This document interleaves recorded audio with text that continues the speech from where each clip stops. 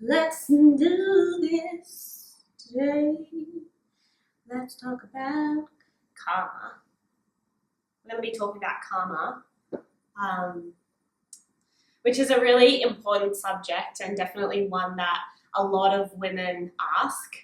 I, for sure, when I was in this affair experience, karma was definitely something that often crossed my mind because if you are actively participating in betrayal and actively in a secret sexual relationship with a married man, then what's that going to do to your karma? What's that going to do to your bad karma? And it can be a scary question to ask. However, it really isn't that big and it isn't actually that scary. I think a lot of times when we look at infidelity in the way that we've looked at it as a society, it's very punishing towards women who are in affair situations. How could you be so selfish? How could you go behind the woman's back? And when we think about it from that lens, saying, how could I selfishly go behind another woman's back and a wife's back?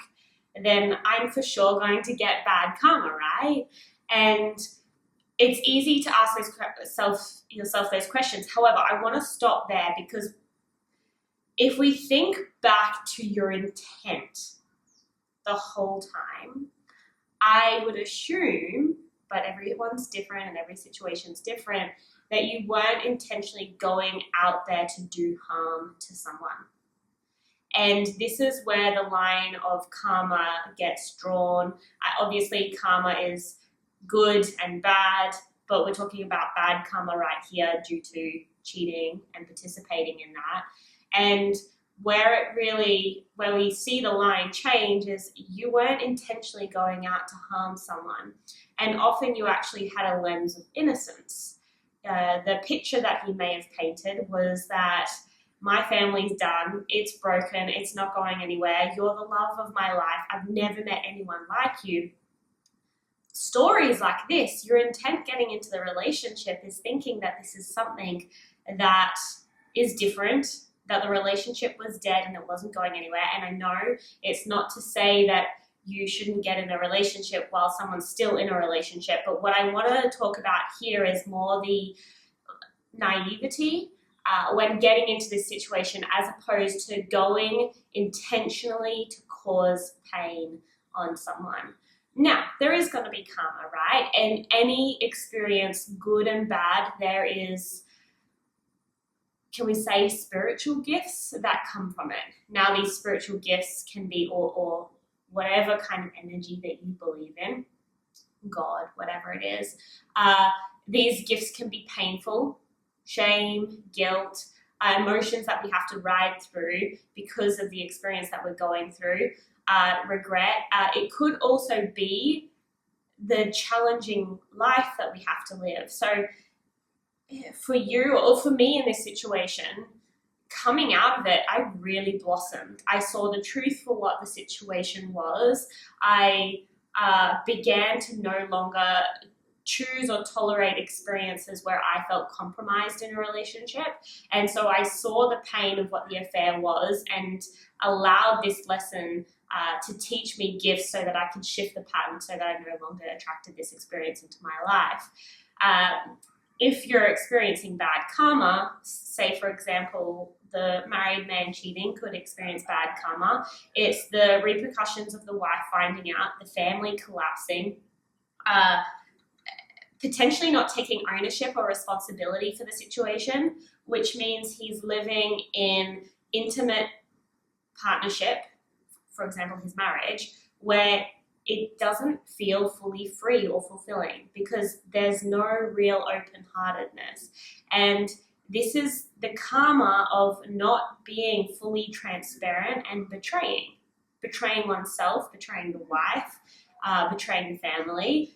This is the karma. However, in this experience, I would say that for you, you are asking yourself, okay, what is this experience teaching me?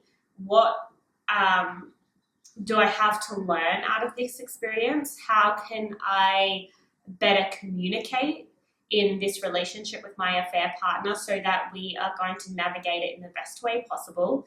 Do we tell the wife? Do we not tell the wife? The intentions are very different. And if your intentions are very different, take karma off the fear list. uh, Life will gift you exactly what you need in order to learn and grow from that. And sometimes it's painful, but that doesn't necessarily mean that it means you're a bad person. It just means that this situation is here to teach me how can I grow from that. So that's my view on karma. I don't think it's something that you need to be afraid of. Your intentions are not out there doing harm. I probably you felt like you met your soulmate and you never expected it to be in this kind of dynamic. You navigating this with the awareness and tools that you have at the moment, but with this experience, it's teaching you more.